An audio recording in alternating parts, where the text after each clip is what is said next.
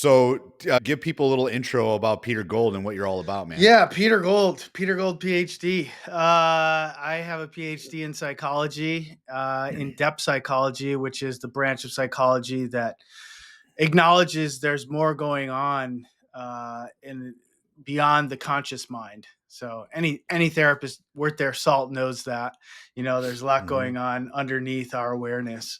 And I wrote my dissertation on Qigong and psychotherapy. Qigong is part of Chinese medicine. It's a moving Mhm. meditation. And I've been practicing every day on average for about 2 hours for the past like 27 years. 2 hours a day? Yeah, yeah, yeah. Roughly over that Wow. time period, it's been about now it's down to about an hour, hour and a half. But at certain points it was 3 hours for like a decade. It was 3 hours. And do you notice a considerable difference when you do Yeah, that type of meditation? yeah. I wouldn't be doing it every day if it didn't work. That's true. That's true. That's Yeah, true. it's the foundation of my life, and it allows me to, I think, have a lot more resilience and stability than I would if I didn't have that practice. Is it similar to like a Tai Chi Yeah, kinda thing? yeah, it looks like Tai Chi, but for the most part, your feet are stationary the entire time. Mm. So, and Tai Chi is like a slowed down form of martial arts, whereas Qigong uh, is part of Chinese medicine. It's like the self medicine of Chinese medicine. Because usually, when you go to a Chinese medicine practitioner, they'll give you acupuncture, they'll give you herbs, and then traditionally they'd also give you Qigong forms to help you regulate yourself in between the acupuncture sessions. Okay. And that's all about, like, releasing your chakras, the energies, all that stuff? Yeah, I mean chakras is a bit of a different system. It's more of like a Ayurveda India system where Chinese Mm. medicine is more related to the elements and the seasons. So there's five Mm. elements in Chinese medicine that correspond to five seasons that we have. And then that kind of trickles down all the way into the body. And they treat the body according to those five elements too. And so in my Hmm. dissertation, I created five Qigong sequences for each of the five seasons. Okay.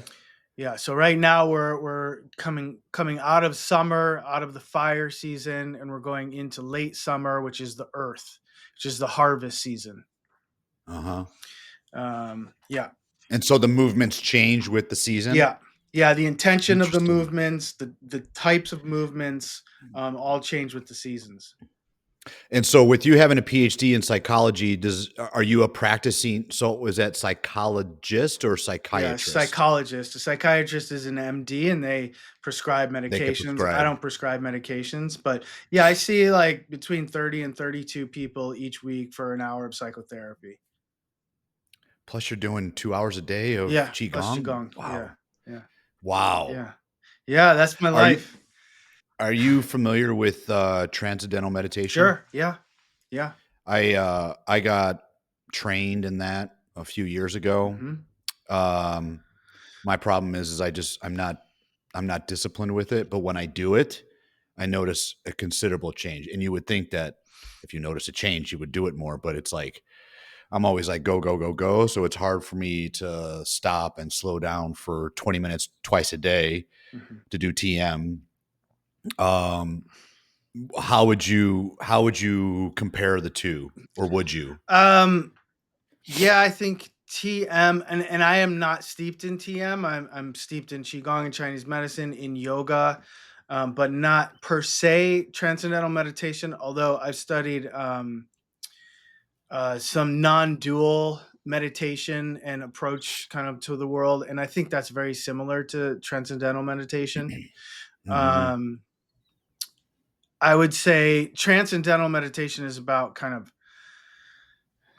as I understand it, and I could be completely wrong, it's about kind of letting go of your ego and merging with just awareness and merging with kind of what in India they call the Brahman or the Atman, the ultimate mind, the ultimate awareness, the ultimate being.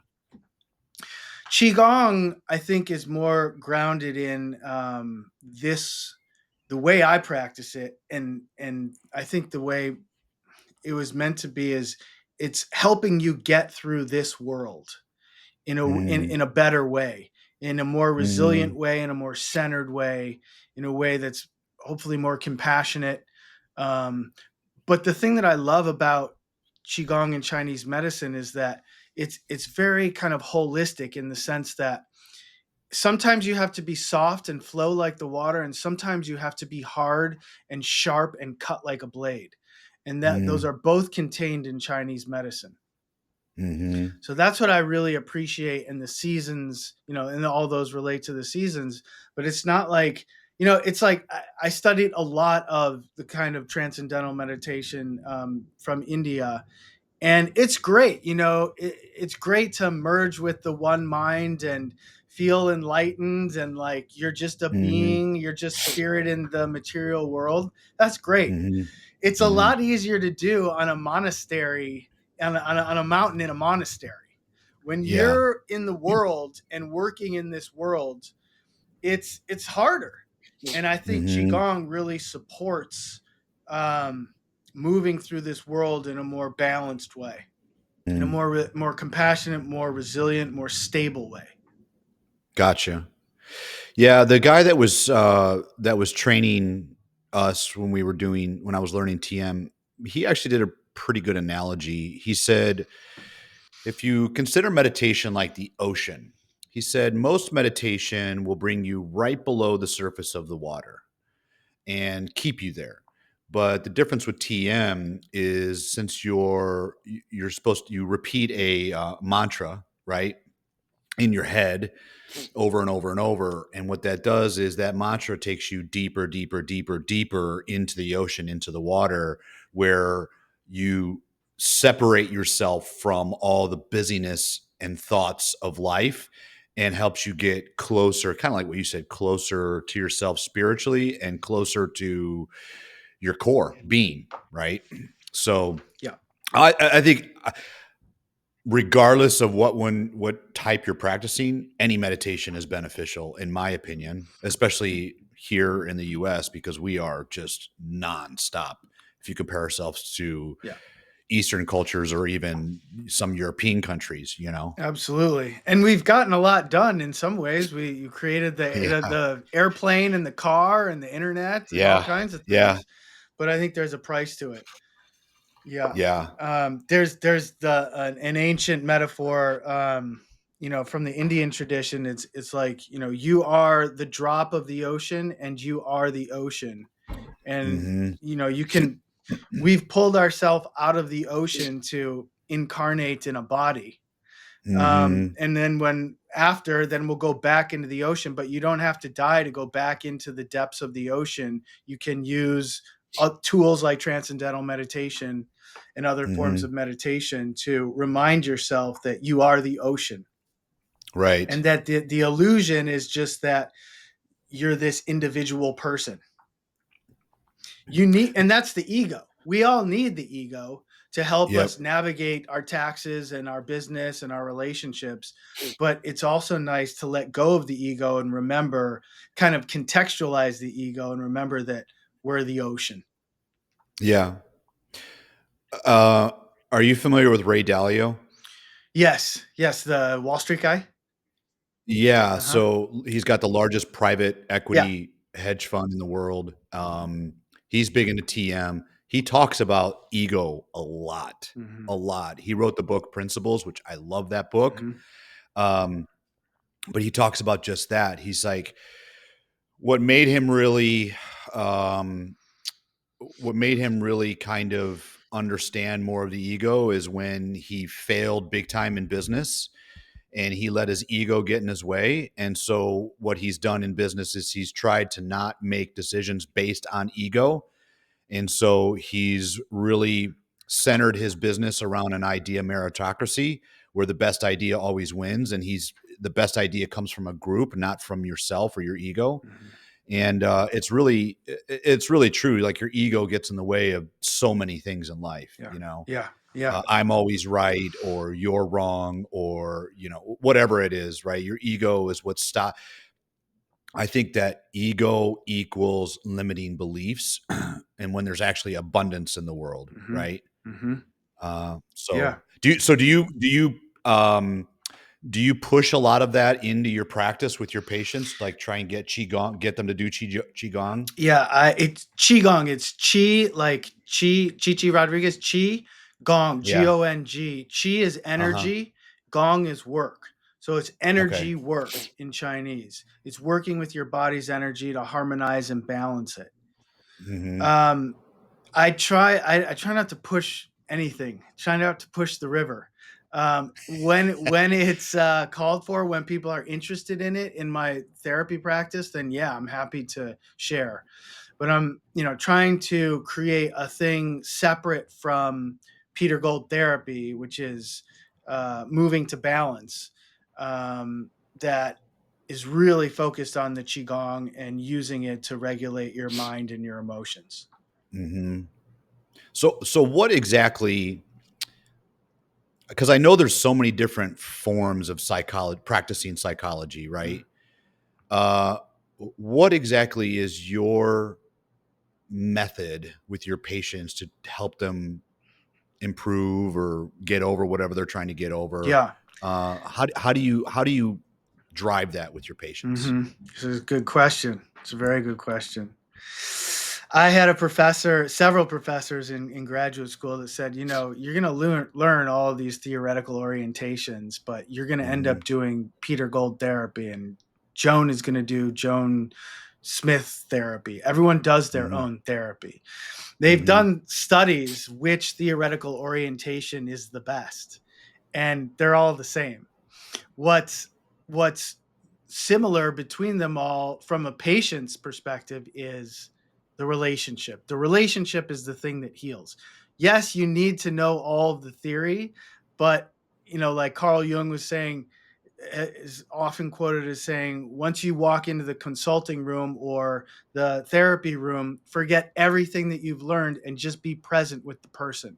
What you've learned will come through, but you need to be present, because if you're taking notes or if you're doing something else, you're not, and you're thinking about how am I conceptualizing this, you're not present with the person, and that's the most Hmm. important thing.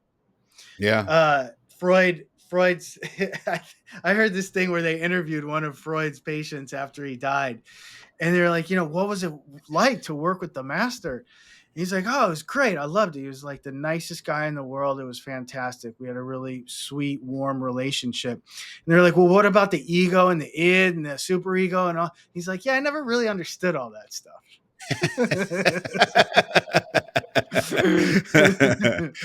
Uh, so, yeah. so it's about the relationship. Now, having said that, my kind of orientation is towards depth psychology. That's kind of what I'm rooted in and weighted towards.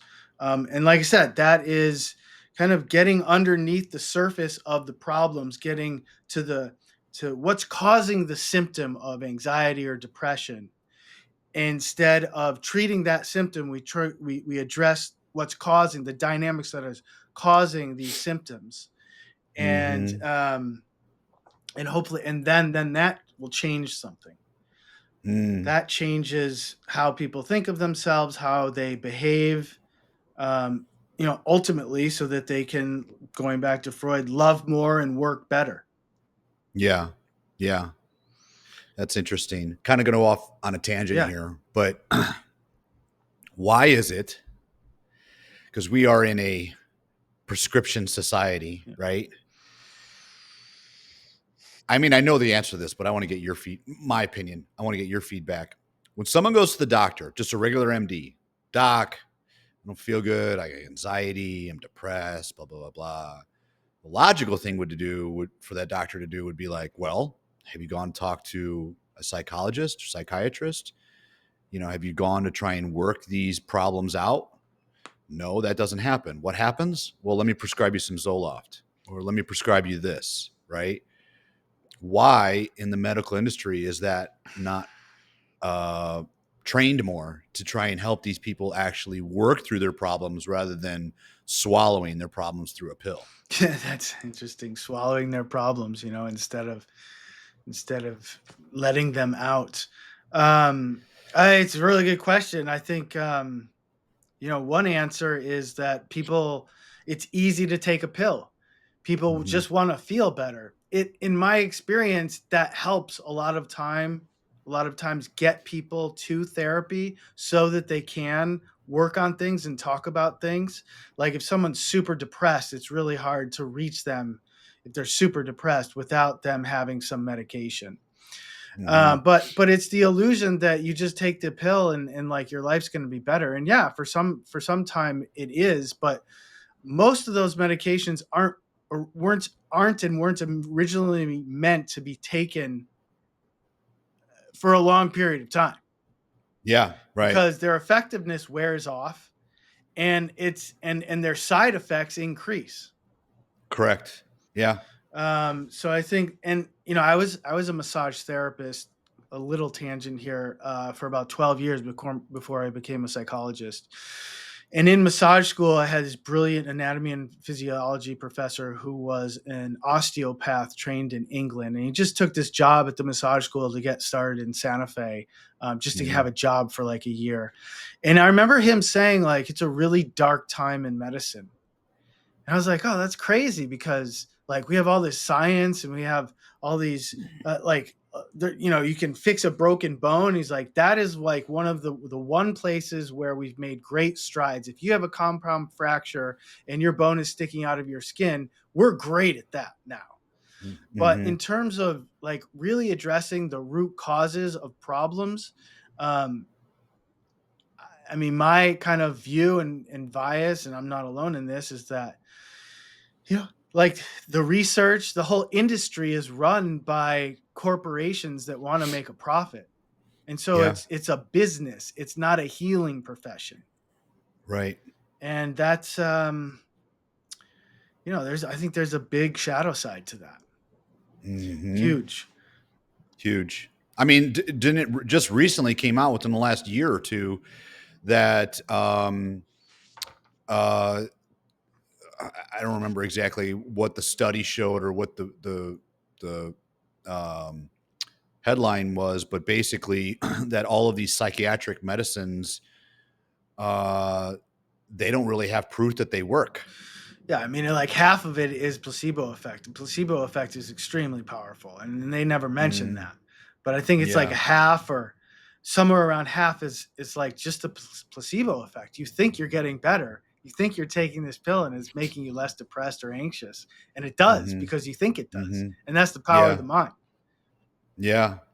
I think the only quote unquote medicine that I've heard that actually is beneficial is people that do ayahuasca Mhm.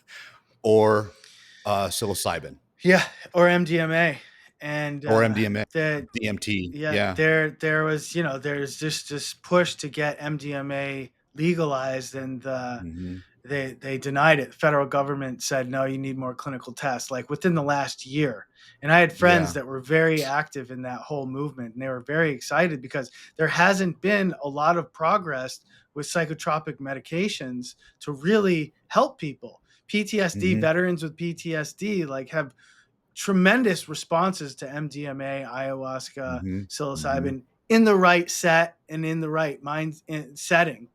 Yeah. Um, you can't just like grab a handful and think that you're going to be all better and go to like a Right. concert. It's a different context. Yeah, go see the Grateful Dead and then come out and be Yeah, healed. yeah, yeah. But yeah, they just denied that. So it's and I don't know if you know who Tim Ferriss is. He has a podcast. Yeah. Yeah, yeah. He funded a lot of that research at John Mhm. Hopkins, and Mhm. I know he was really disappointed when the federal government said no, you need more clinical trials. It was because it was like the one thing that has really shown actually to change people's whole psychological orientation. It's kind of like a Mm. rewiring. Yeah. I mean, from my understanding, at least with psilocybin, they've actually shown that psilocybin, especially microdosing it, literally rewires the brain. Yeah, yeah, It creates neuroplasticity in the yeah. brain to a benefit. Yeah, absolutely. I mean, that's the thing is we get stuck, and that's kind of you could say that's the ego is we get Yeah. stuck in these grooves of how we think. And what psilocybin does is kind of level that sand. If you're walking back and forth in sand, you create the groove. You take some psilocybin, and it's like the sand is flattened, and you recognize that you can move all around. You don't have to just go back and forth in the same line. Right.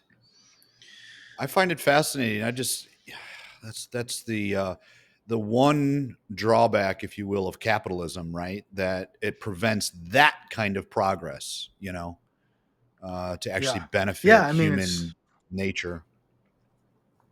it's it's like regulation or deregulation. Like there's a Yeah. time and a place for both. Yeah. But then there's special interests that get involved, and then it gets Yeah. political, and then it's like we've lost sight of what we're trying to do here, which is help Yeah. people heal and feel better. Yeah. I mean, look at Oregon, right? Oregon during COVID, they made everything legal, Yeah, like anything and everything, yeah, and that lasted for about 2 years, and now they're going back to making stuff illegal yeah. because it was just It was chaos. complete chaos. I don't know if you know, but I'm in Portland, Oregon right now. Oh, you Yeah, are? yeah. I'm in Portland, and yeah, so it just got out of hand. I mean, people were just living on the streets, doing drugs. I mean, it was like Yeah, awful. So yeah. so it's like, it's not a simple, there's no simple solution. Otherwise that solution would be implemented already, but Hmm. there's a time and a place for everything. And it's not easy. No, right. I'm trying. The book escapes me right now. I got to look it up. I want to see if you've read this book. I read it few years back, but it kind of talks about um, the immortality key. Have you ever read that book? Haven't, but I've heard of it. Brian Murescu. Okay. Um, he wrote this book, and it talks about how when they've dug up like artifacts, specifically like chalices from back in the day, they've done swabs for the inside of the chalice to see what they were drinking or eating or whatever. Hmm.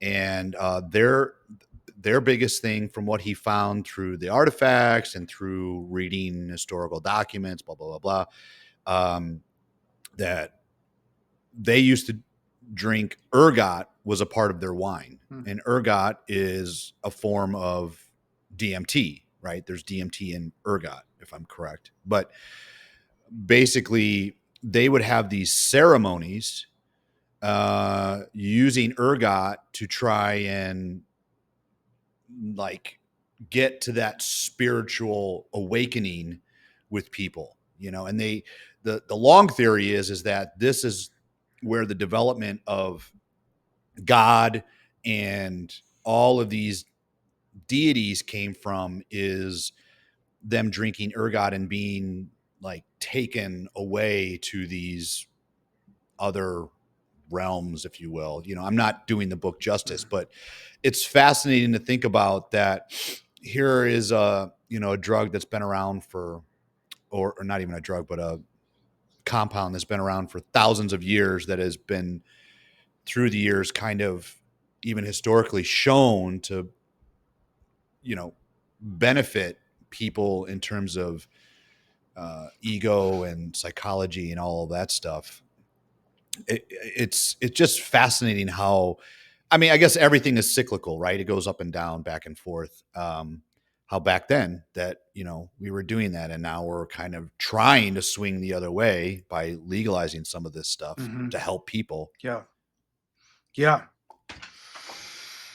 Is um are veterans a big part of your practice, or are you more public, general public? I've worked with quite a few veterans and first responders. Yeah, I would say that is definitely a piece of my practice. And those people see so much trauma, Yeah. and then they're expected, especially, the veterans. It's a little different because they're in situ in a war. Yeah. So it's not like they have to go grocery shopping after they fight a battle, whereas paramedics and firemen and police officers are expected to kind of slip back into normal society after they Hmm. see like war zone type of scenes. Yeah. So I think that's even harder in some ways than I mean, not that it's easy to be a veteran and come back to society, because the veterans have this whole other thing where it's like a prolonged trauma. Yeah. Um, so both are very difficult. Yeah, but I've worked with a lot of those folks, and Qigong is great to help them regulate their nervous system and come out of the fight or flight or the freeze response. Mhm. Um, and I use that a lot. You know, it's called the polyvagal theory. It's kind of a cutting edge kind of approach in trauma therapy these days. But it's just a fancy way of saying fight or flight or freeze. And then there's a lot of Mm. research behind it, but how it affects the nervous system and how people live in those traumatic past situations, um, even when currently in their present life there's no danger, their nervous system is Mhm. still responding to danger. And Mhm. so kind of the treatment in polyvagal theory is safety. Safety is the treatment. So it's helping them come out of freeze, come out of fight or flight, and come back into ventral vagal, which is safe and social. The world's not perfect, but I'm okay. There's no immediate danger. So I use kind Mhm. of that approach, going back to your question of like, what approach do I use? Kind of varies depending on what people come in with. Um, but certainly for trauma survivors, people living with PTSD, that's a primary approach is polyvagal theory and helping people feel It safe in the present moment. Sorry, go ahead. Go ahead, go ahead. Yeah, No, sorry, go ahead. just helping people feel safe in the present moment because the present moment is safe. There is no actual danger in the present moment. But people are Mhm. living in the past and they're walking around and then they see the world through the lens of their traumatic past experiences.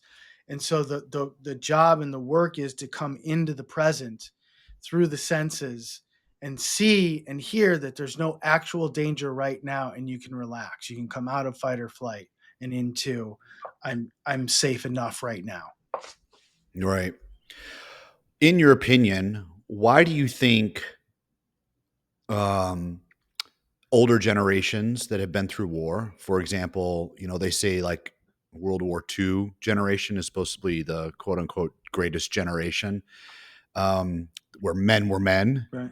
Why do you think that, um, those veterans maybe seem to adapt so much better to society compared to today's men that are much softer? Well, I would say that some people would say that they didn't adapt better; they were more shut down, and Mhm. that they were more kind of in like excuse me, they were more in a place of kind of denial and avoidance through because of survival, not because that they're bad people or anything like that. Yeah, Just sure, just absolutely. just because I mean, it was too much to recall, too much to remember. So they shut down. They wouldn't go certain places in their mind. They wouldn't go certain places in conversations because it's just too overwhelming. Mhm. Now, people that come back today, I don't know, maybe they're more in touch with the trauma and and it's um there's more resources perhaps, but I think a lot of people are still that come back from war, they still can't they can't they're completely different people. They're Mhm. they're irreversibly changed. Right. Um yeah, I don't know if you've ever seen that picture of, they have a before and after picture. I think this was back from right around World War II of, a guy, pre-war before he went to war, and then when he came back, yeah, and I think it was only like a 2-year difference, and, he had looked like he had aged 20 years. yeah, It's kinda like when you see the before and after pictures of our presidents, yeah, right?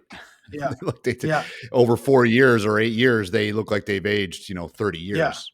Well, I mean, except for Trump. Trump doesn't look like he's aged a day.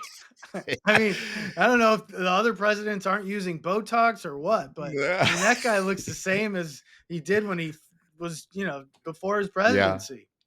Yeah, totally. Well, I think that, I think that guy has got like the thickest skin in the Yeah, world because yeah, the shit that he goes yeah, through and puts up with, and he's just like just lets it roll off his back, you know. yeah, yeah. Uh, Although I think that's is that a typical narcissist behavior? well, kind of, yeah. Has nothing to do with me. Yeah, But here, going back to like the quote unquote soft men, which like the 70s and 80s men's movement was kind of a reaction to and for. I think people, I think it's like, we've just gotten so comfortable in this culture that it's so easy to just press buttons all day and not do uncomfortable things. And I think yeah, that is a plague. And yes, a lot of people that I know and respect intentionally do uncomfortable things every day. David hmm, Goggins, uh, yeah, Rogan. I've seen videos of him getting in an ice bath at like 5 in the morning saying, I hate doing this. I hate yeah, doing this, but I'm going to do it because I hate doing it. And then yeah, if someone cuts me off in traffic, it's not that big a deal. But if you're yeah, used to being treated with kid gloves and being pampered, then like the slightest infraction is like the end of the world. And yeah, things get totally blown out of proportion. It's like this culture is so it I don't want to say advanced or progressed, but comfortable, kind of like yeah, Rome was at the end. That it's like, yeah, it's dangerous. Comfort is dangerous. mhm, I've always thought that. That's why I try to do the same thing. I try to do things that I don't want to do so that I remember that my life is unbelievable. yeah, Unbelievably, comfortable and privileged. yeah. No, I agree 100%. I mean, I talk about this all the time. A lot of the comfortableness, like you said, it's societal driven with ease of tech. The technology has made everything Yeah. easy, right? But you couple that with, in my opinion, um, there is an abundance of helicopter parenting anymore. I mean, I've had mothers um, call into my business to call off their 20 something year old sick child, or my one business, I own gyms, Uh-huh. or there's guys that be in their mid 20s and their parents are calling on their behalf to bitch about some charge that they have on their bill. Yeah. I mean, it just blows my mind how today's youth is handled with, like you said, kit gloves, as parents, especially with their parents are just shielding them Yeah. from any um uh what's the word I'm looking for? Any Adversity or adversity, yes. difficulty or challenge. Difficult, yes, 100%. I mean, it frustrates me to no end because I'm thinking to myself, do you know what you're doing to your child in the long run, in the long term? Yeah. And now that progresses generation over generation over generation to a point where eventually there's a cliff, and that cliff is going to be a very steep fall, Yeah. right? Kind of like what you said with Rome. Yeah. Rome was a very steep Yeah. fall. Yeah. Oh, I Yeah. love this picture. It was of this kid. It was someone had posted it. It was like, yeah, I grew up in the 80s. No helmets, no supervision. That's just how we rolled. And there was this picture Yeah. of this kid on a like a three-wheeler. What did they call those things? Like they used to The try. the- Yes. Yeah. Yeah. you'd like The Hot Wheel yeah, trikes or yeah, whatever. yeah. You'd sit on Yeah. it and it was kind of Yeah. like and they were going off a jump and the kid's hair is like flowing in the wind and it's just like Yeah. his no Yeah. helmet, no Yeah. pads, nothing. Yeah. And just Yeah. that's just how we rolled. Yeah, man. Yeah. Totally. Now look around, like here's it. You're right, because now like all kids are wearing elbow Yeah. pads, wrist Yeah. pads, helmets on a bike. Yeah. And those things And are yeah, now kids aren't even riding bikes. In my neighborhood, they all have these motorized like what are e-bikes. they, the e-bikes or the motorized what do they call those things that just got the like the skateboard with the handle and they're Oh motorized. yeah. Uh-huh. Like the little scooters or something. The little Yeah. scooters, Yeah. yeah. I mean, they're not even. They're not even biking anymore. They're not even Yeah. exercising. No wonder why we're fucking fat Yeah. and and we have so many medical problems because our kids, like in school, in high school, at least from in my area, like you only have to do I think it's 1 semester of gym. Yeah. That's That's it. that's 1 semester throughout the 4 years? Throughout the 4 years. Oh, that's crazy. It's Yeah, I mean, crazy. we've just gotten disembodied. We've gotten Yeah. away from our animal nature, Yeah. with phones and with video games and everything Mhm. going that way. It's like we've lost touch with our animal selves. And that's one of the things that Mhm. I love so much about Qigong is that every day it's checking back in with how I feel in my body. Mhm. And then when people are disembodied, it's much easier to kind of fly away and I think lose their humanity for themselves and for other people. Mhm. Yeah. It's like we've gotten far away from from nature, I think. Yes. 100%. I was actually just gonna ask you this too, is when you're practicing qigong, do you do it in your house or do you do it outside on the ground barefoot? Ideally, it's outside on the ground barefoot. So does the Chinese medicine teach you to grounding to the earth? Well, yeah, I mean the whole grounding thing and changing the electromagnetic charge of your body, that's like a real thing. Uh That is you believe in that? Oh, no, it's like science. It's like, oh, Really? yeah, no, there's I actually, sleep with do you know Gary Brecka? Oh, yeah. Yeah. Mhm. No, he swears by grounding. He grounds Yeah. himself every day. For at least 3 minutes, he has his feet on the grass, on the earth, because there's no other way you can change the charge of your body. That is like a Mhm. scientific thing, and then I remember when, and some people call it earthing. And I Yeah. was practicing qigong at a park, and a friend saw me, and then after I practiced, she was like, "Oh, I was reading this book called Grounding and or Earthing, and I was thinking of you because you earth every day with qigong on the ground." I'm like, I don't know what earthing is or grounding is, but I know that like I practice qigong on the ground, and I do. Like I've lived in apartments before, and I practice in the apartment, and then when it's nice, I'll practice, or even now, I'll practice outside on the ground, and I can Yeah. absolutely feel a difference between when I practice elevated from the earth versus my feet in the dirt on the grass on the earth. It's a That's totally different fascinating. feeling in the body. It doesn't take That's long. fascinating. So yeah, ideally it's performed on the earth. Wow. See, now I need to start grounding myself. Yeah, and Gary Brecka says it only takes like 3 minutes every day 3 minutes to positively affect to the energy, yeah the to change the electromagnetic charge in your body. wow. And then there's also these sheets that you can get that plug into Yep. the wall, and then Yep. they use the electrical system of your house or your apartment or whatever, and the Yep. grounding to ground you. And then there's like micro Yep. strands of silver or copper in them, and I've Yep. noticed a difference with those too. Have you Oh really? yeah, And in what way? What's the difference that you notice I different? noticed that when I wake up, like I have it at the foot of my bed, and so my Mhm. feet are on that sheet. And I Mhm. notice when I wake up, I kind of feel like I've been sleeping outside, like camping, and Mm. my feet feel like they just feel more spacious, like I took a foot bath or something. They're just like much happier. Yeah. That's So I interesting. haven't gotten the full sheet for the full bed, but I'd be Yeah. interested to see like what my whole body feels like if I actually slept on the whole sheet. I've tried the pad before. The pad that I have went right underneath your thoracic region of your Uh-huh. back. Didn't notice a Really? difference. Now, what No. pad was it? Because there's a lot of different pads. Was it the grounding pad? Yeah, yeah, you actually plugged it into the outlet. Okay, I mean, okay.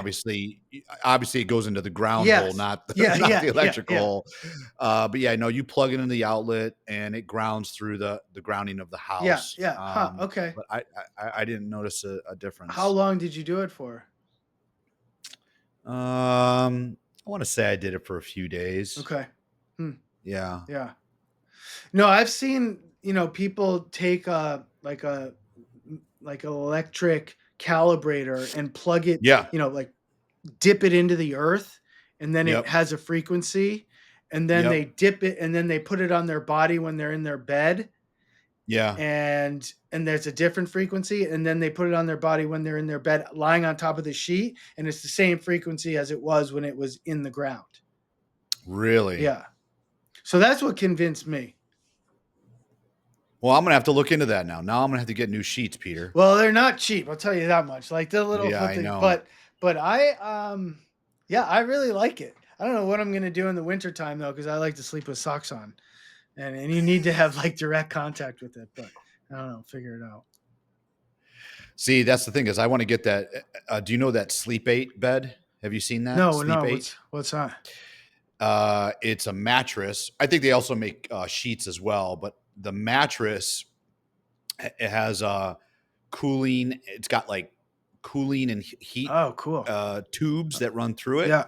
and so it's what's the word I'm looking for? It's zoned. It's zoned. Okay. So like you could have one temperature and your partner could have a different temperature. Oh yeah. But I like it cold, right? So I would crank that thing down, put the grounding sheets on top of there. But Yeah. man, Yeah. Let me I know mean, how it goes. I'm well, curious.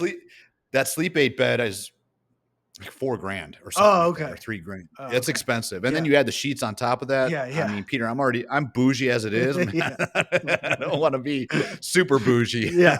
Yeah. But how's your sleep? Do you have a I problem? sleep terrible. Oh, I really? sleep yeah, I sleep absolutely horrendous. Do Absolutely you horrendous. I'm the type where the minute, because I'm go, go, go, go, the minute I sit down or lay down, I'm out. okay? Right. But I'm only out for 2, maybe 4 hours Okay. at most. Okay. And then I toss and turn the rest of the night. Okay. And typically I can't get comfortable. That's typically what prevents me from having good sleep, Hmm. or if I've got a lot on my mind. Mm-hmm. But the majority of the time is I can't get comfortable. Arms start falling asleep, back hurts, blah, blah, and I've done different mattresses, I've done different pillows, I've tried it all, Huh. and I can't get good sleep Huh. Because you're physically uncomfortable. because I'm physically uncomfortable. Yeah. Yeah. Hot tub? I don't know. Maybe I got some underlying demons What I'm gonna have to work through out with you. what about a hot tub? What about a hot tub? You tried the hot tub? No, I have not tried a hot tub. I've done cold plunge. I was doing cold plunge for a while. Yeah. But Chicago winters get Well, really brutal. yeah. You don't need it. You don't need a cooler. You can just put a trough of water outside in Chicago. Yeah, that's what I did, and that's what ended up happening was the water froze because I didn't hop into it for a few days, and the water froze and then cracked the tub. Oh, wow. So I took that as a sign that I should stop cold plunging. But no, I mean cold plunging. I felt a tremendous benefit from cold plunging. I felt the inflammation in my body go way down. Yeah. But like you said earlier, man, it is not fun jumping in 40-degree water. It's not fun jumping in 50-degree water. No, Yeah. no. No, but if it helps you, did it help you sleep any better when you were cold plunging? No. Maybe try heat. Yeah, I should try that. Because you've got gyms, Yeah. right? Uh-huh. Yeah. Yeah. Take a whirlpool or a sauna before bed, Yeah. and then leave your electronics off. Turn it off a half hour before you go to sleep and read, because you can't expect yourself to make that transition in an instant. And that's why I just posted about this. It's like, turn your phone off for a half an hour before you go to bed and read, or sit in front of a candle for 5 minutes and just settle. Yeah. You can't expect yourself from going to emailing and doing everything in business to going to sleep. There has to be like a transition, a segue into sleep and a segue out of sleep. And I think most people, it's just a jump cut. Yeah. Oh, 100%. Yeah. And that's 100%. That's exactly. I'm actually good about not being on my phone before bed. But what I am bad about is I'm usually working all the way up until I go to bed. So I'm at my computer, doing a bunch of different things. So come 9:30, 10 o'clock at night, when I'm ready to go to bed, I'm literally turn the computer off, walk upstairs, and crawl into bed. Yeah. Right. I might not be on my phone, Yeah. but Okay. I'm definitely on Yeah. electronic Yeah. Yeah. devices. Yeah. Which you are 100% right. You have to have some way of calming your mind and your body before sleep. Yeah. I mean, my routine is before I go to bed, I'll sit at I'll sit at my meditation station with a candle and just maybe light incense, whatever, and just give myself some time to kind of ease out of the day and let go of everything that's happened and reflect on things that have happened, just to give myself that buffer between sleep and kind of the secular waking life. And Yeah. then in the morning, I do the same thing. Before I check my phone, before I do anything, it's like get a glass of water, sit at my meditation place, light a candle. And even if it's for just 5 minutes, just like get my shit together before I have to go into the world. I can tell you do that stuff, Peter, because you're very zen. Like you give off this energy that's just very like even and calm and very zen. I could tell you do that kind of stuff. Yeah. Well, Me, I'm like somebody's driving slow in the passing lane. I want to like crawl into their back seat. yeah. Yeah. Yeah. Well, I had to. I mean, I couldn't. I had such a hard time coping. Um, so I played football in junior high school and college, and then after Okay. college, I really noticed a difference because I worked out so much. Not working out, like my mind and my emotions were all over the place. And I tried yoga and I Mhm. tried meditation, and neither of those really worked for me at the time. And that's when I Mm, found qigong, and it just really mm, helped stabilize my energy because I used to mm, be, off the wall. Still can sometimes be off the wall, but qigong has really helped me kind of understand my mind, my emotions, my energy, and have more agency in terms of controlling it and not letting it control me. mm. And Gotcha. it's changed my whole life. I mean, that was a major kind of departure point in my life when I met my first qigong teacher. Did you meet them locally or did I you actually go to China no, or? I met him in Taos, New Mexico. Oh, wow. Okay. Yeah, I went out there to teach downhill skiing, which is a childhood dream of mine. And a friend just said, "Come to my health club. You got to meet this guy." And he was teaching this deep stretch class. And I was like, Mm. "Okay, this is weird." He had a long ponytail, and I'm like, "Okay, I don't like this guy already." But that was when I just saw him. Like, and then Already yeah, judging. already judging. Like, this guy doesn't know what he's talking about. I don't like this guy already. But after the class was amazing, and he was like, "You should come to my qigong class." And I was like, "You're what?" And he's like, "Qigong. It's like Tai Chi, but I think you'd like it." So it turns out it was like a block and a half away from where I was living at the time, and I went to the class. And at first class, I could feel the chi, the energy between my hands. It was Mm. like those clear rods that you use to open and close a blind. Yeah. Yeah. It felt like that rod was between the center of my palms. That was Interesting. that palpable. And Wow. after the class, I went up to him. I was like, I felt the energy between my hands. He's like, "Yeah, I Mm. know." I was like, "Well, what do you mean you know?" He's like, "I saw." I was like, "What do you mean you saw?" He's like, "I could see the energy." I was like, "You could see it?" He's like, "Yeah, I could see it." And I thought that was weird, but I felt so great after that first class, and that the feeling between my hands was so strong that I knew something was happening. Something was something was happening. And it took me a very long time to believe in energy because Sure. people talk about energy and it's like, yeah, I don't know about energy, but Mhm. physicists say we're nothing but energy. There's nothing Yeah. solid in us. Right. So qigong is energy work. It's working with your energy to help you be able to control it so that you don't have to fight, so that you don't have to learn the martial arts. I mean, it's great to learn those, but The Mhm. ancient saying is, learn how to fight so you never have to fight. Yeah. And that's kind of like, a Jedi mind trick in a way, Yeah.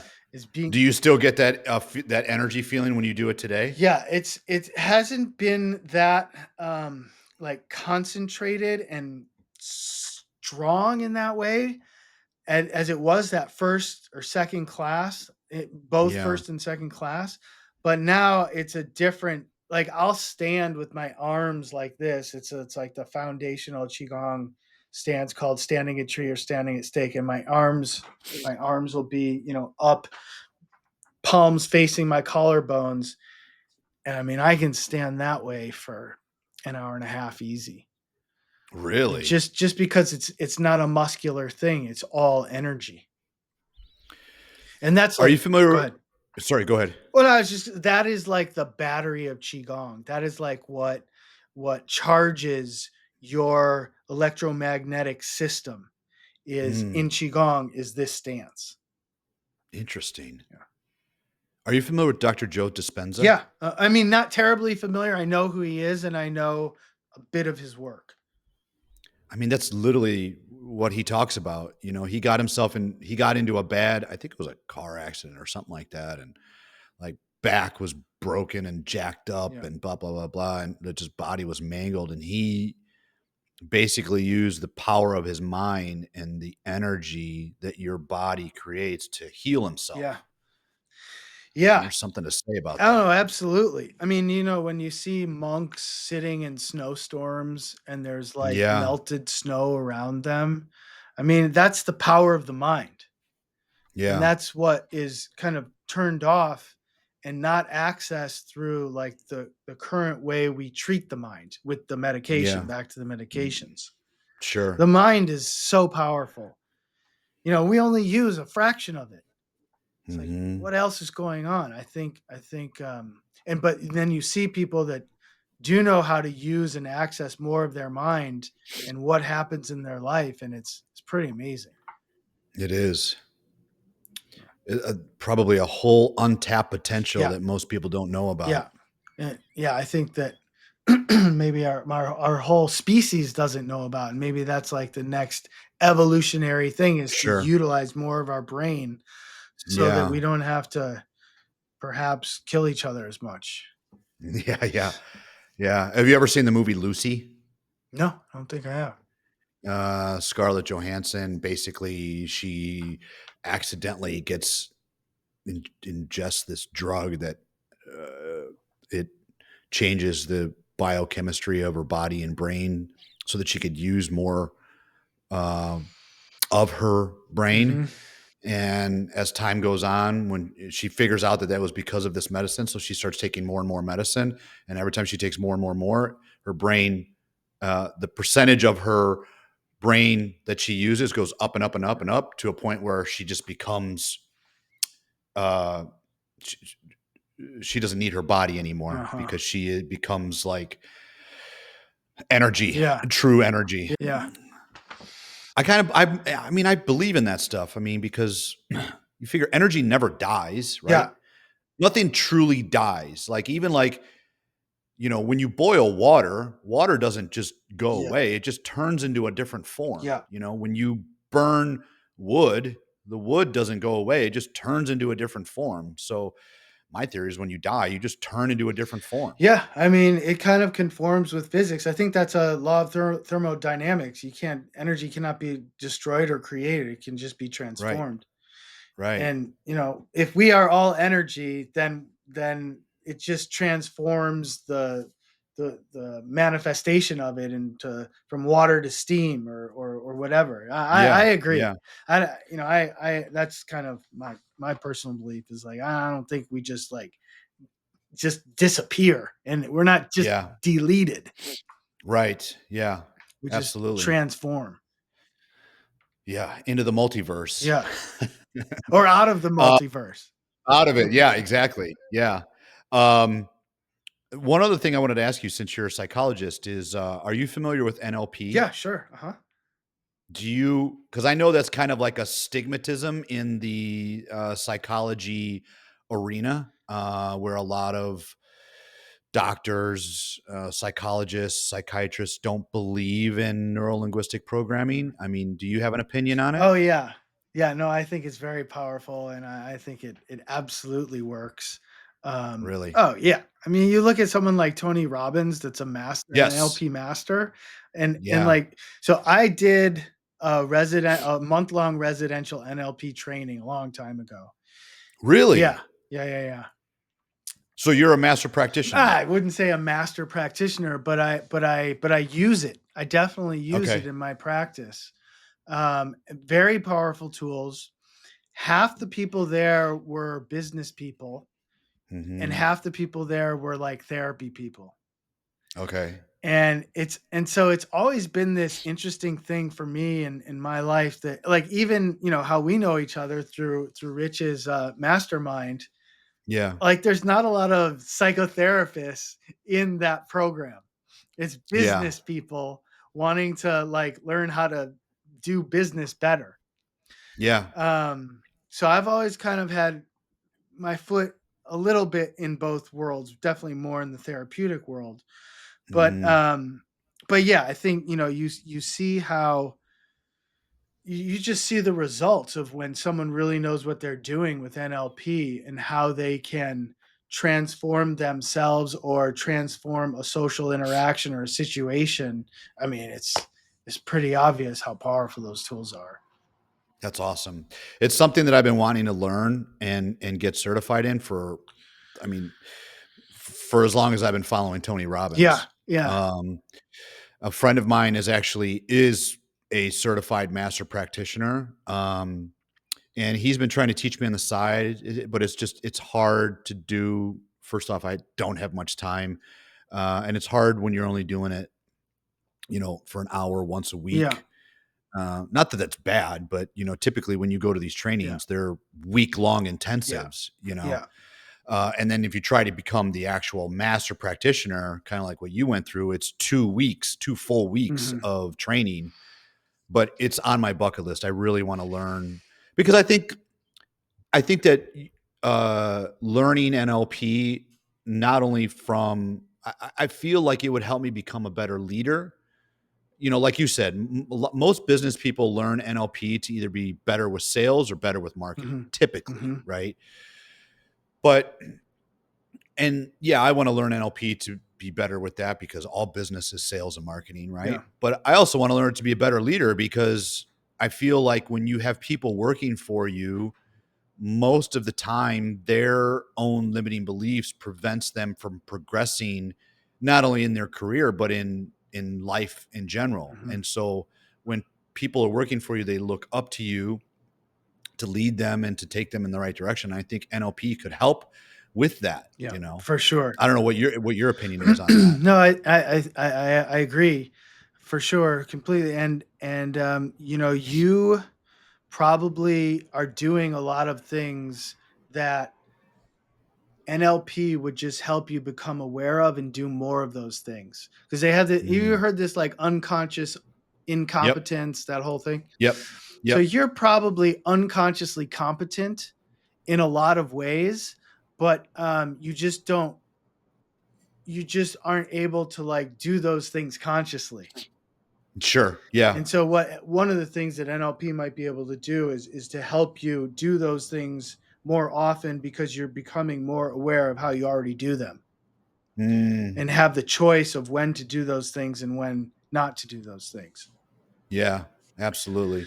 I mean, the guy that I'm talking about that is a master practitioner, he's actually one of my jujitsu coaches. Oh, Talks about that scenario all the time: unconscious competence and conscious competence. Because when you're in a certain position in jujitsu, whether you're trying to get out of position or get into position to get a submission, he talks about unconsciously being able to get there without you just naturally do it. yeah, I think it's unconscious. First, it's unconscious incompetence. You don't know that you're incompetent. And then it's conscious incompetence. You know that you're incompetent. Then it's Yep. conscious competence, where you're learning how to be competent and you have to think about it. And then the fourth is like the second nature, unconsciously competent, where it's like Yep. it's just automatic because you're a master. Right. I Yeah. love jujitsu. I did jujitsu for a few years in Santa Fe, and I was seeing this osteopath, that same osteopath that I mentioned. He was treating me, and he's like, "I'm glad you like it because it's killing your body." And he's like, It is. your skull bones are all out of whack." And he's like, "You got to stop this, man." I loved it though. It was so much fun.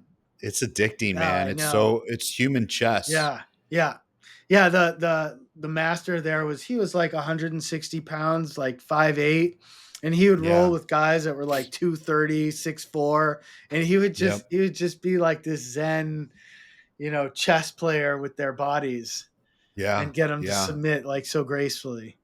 Yeah. It's an amazing art form. Yeah, It's an amazing art form. yeah. So that's what your Yeah. gyms are. They're jujitsu gyms. No, no, no. My gyms are true like big box gyms. Okay, Yeah, full service gyms, okay, so we've got, all the equipment, we got group classes, personal training, daycare, tanning. We do cryotherapy too. uh-huh. No, we're a full big box gym. Okay, Yeah. Yep. cool, cool. Yeah. This is just my hobby to de-stress. Oh yeah, that's a great and jujitsu is a great way to Yeah. yeah. I have a client who's a veteran who just started jujitsu, and it's like the perfect thing for him Oh yeah. to release his energy and also become more aware of his energy. It's just because Yes. it brings you back into your body, you know. And 100%. I'm sure you're a big fan of Jocko Willing. Oh yeah. Yeah. And he says, Yep. you have a good day, jujitsu. You have a bad Yeah. day, go do jujitsu. Yeah. Jujitsu. That's right. Yeah. Yeah. It humbles you, and I think it makes you a better person because you learn to kind of going back to how we started this conversation, you learn to overcome and work through adversity. Yeah. When you've got somebody that's smaller than you or even bigger than you, that's choking the shit out of you, which life does quite Yeah. often, you learn how to either overcome it or you accept it and then you move on to the next thing, Yeah. you know? Yeah. So I think it 100% makes me a better person. It makes me be able to handle hard stuff Yeah. much better. Absolutely. Yeah. Absolutely. You have to struggle. If you stop Yeah. struggling, you get fat and lazy and dumb. Yeah. Yes. And jujitsu it sounds like I know it's a great struggle for your body and your mind at the same time. Yeah. 100%. 100%. It's amazing. I wish I would have picked it up 20 years ago. Mhm. Because it does beat up your body. Yeah. Yeah. I've been doing it for 4 years and I feel like my body is aged, 10, Yeah. 15 Yeah. years, but I'm not going to stop. I'm going to keep going because I love it. Yeah. I love what it does for me. And I think it helps build confidence, Oh, yeah. because when you're in a bad situation on the street, that you can handle Yeah. yourself, Yeah, absolutely. kind of like what you said earlier, you learn how to fight to not fight. And I used to do JKD. I don't know if you're familiar with JKD. Oh, what is that? Jeet Kune Do, Oh, which is okay. actually Bruce Lee's Okay. martial art. Yeah. And my friend that was teaching me JKD, man, like he could destroy anybody that confronted him, Yeah. but he was just so calm and centered, Yeah. and he would only interact if he absolutely needed to. He would be more like, just as an example, let's see, he was in a bar and some guy, got in his face. He'd be like, oh man, let me buy you a drink, where most guys, they'd immediately be fisticuffs, Yeah. right? Yeah. But this guy was just like, let me buy you a drink. Hey, what's going on? Da, Yeah. da, da. Yeah. So it just completely changes your mindset to be calmer. Absolutely. But I know other guys on the other end of the spectrum. They're like, I'm gonna destroy you right now. Uh-huh. Yeah. you know. Yeah. Yeah. So, Peter, man, this was awesome. I could talk to you for another Yeah, hour. it just went by like 5 minutes. That was fun.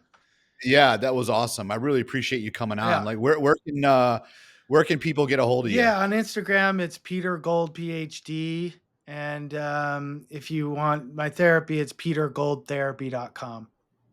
Okay. Yeah. And do you do online therapy Yeah, sessions? only online, but only in Washington and Oregon because, that's where I'm licensed, but if people want, like, Qigong coaching, I can do that. I can do Okay. that online too, from That's anywhere. awesome. Awesome. Yeah. Peter, I appreciate you, man. Thanks for coming on. This was a great conversation. Thank you so much, Bella. This has been great. I really appreciate you having me on. Absolutely. Thanks, buddy. Okay, take care. Bye. Bye.